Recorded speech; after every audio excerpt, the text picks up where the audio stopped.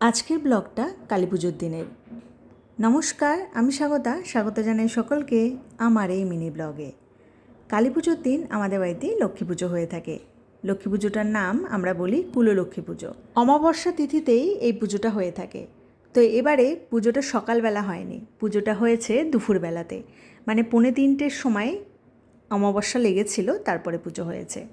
তো মা মোটামুটি 1-1:30 নাগাদ জোগাড় করে রেখেছিল। ফল কেটে রাখেনি, ফলগুলো নষ্ট হয়ে যাবে, তো যখন পুজো শুরু হয়েছে তার কিছুক্ষণ আগে ফলটা কেটে রেডি করে নিয়েছে। এবারে দেখতেই পাচ্ছেন ঠাকুরমশাই কয়েকটা ডিশ সাজালো। এখানে 14টা ডিশ আছে। এখানে ডিশ তো ব্যবহার করা হয় না, এখানে ব্যবহার করা হয় কলার পেটো। মা আগে একে ওকে বলে জোগাড় করতো, কিন্তু এখন আর কাকে বলে এইসব জোগাড় করবে, এগুলো জোগাড় করাটা একটু চাপের। তো সেই জন্য এই ব্যবস্থা নেওয়া হয়েছে। আর এই ডিশগুলো ধুয়ে রেখে দিলে আবার পরের বছর ব্যবহার করা যাবে। এবারে এই ডিশের মধ্যে সবাই যা ফল নিয়ে এসছে সেই ফলগুলোকে সাজিয়ে দেওয়া হলো। আপাতত পুজো সম্পূর্ণ হলো।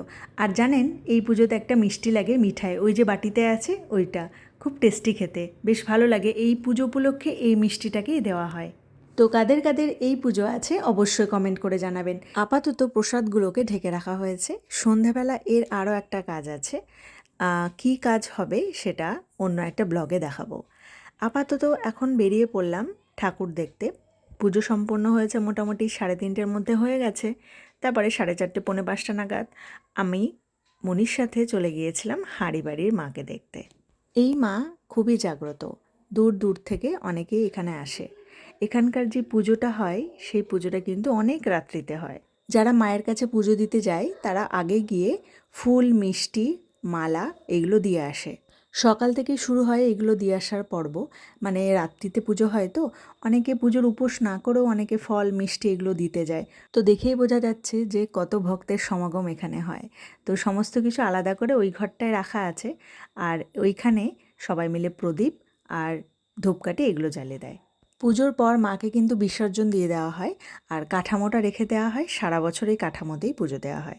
এবারে হাঁড়িবাড়ির মায়ের দর্শন করে তারপরে গিয়েছিলাম কাছাকাছি আরও একটা মাকে দেখতে।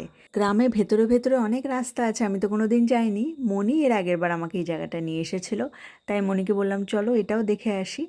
আর গ্রামের ভেতরে ছোট্ট ছোট্ট অনেক পুজো হয়। আর এই দেখুন মা, কি মিষ্টি দেখতে।